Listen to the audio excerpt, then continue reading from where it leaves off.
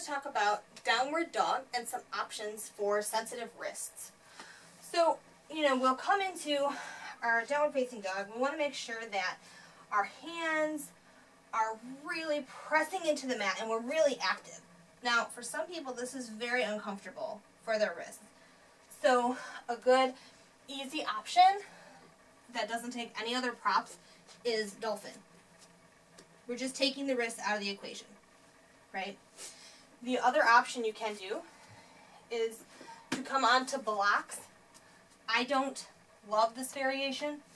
I know some people will use a towel or roll the mat over.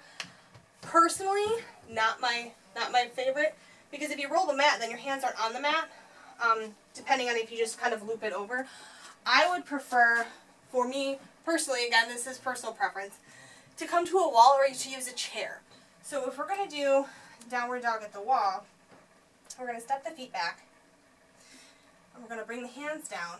Now, you can also do this on a chair, and we're hinging at the hip, and just like we're in downward dog. So we're still engaging through the arches, we're still lifting, we still have that activation in our adductors of the hips. And if we want to decrease the intensity, we walk the hands up a little bit. We're cupping the palm up, so we're not just flat pressing the hand into the wall. It's activating. I'm pressing my fingertips into the wall as well.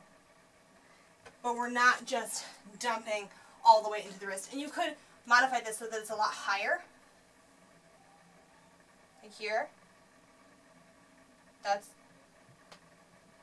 This actually feels great to me right now.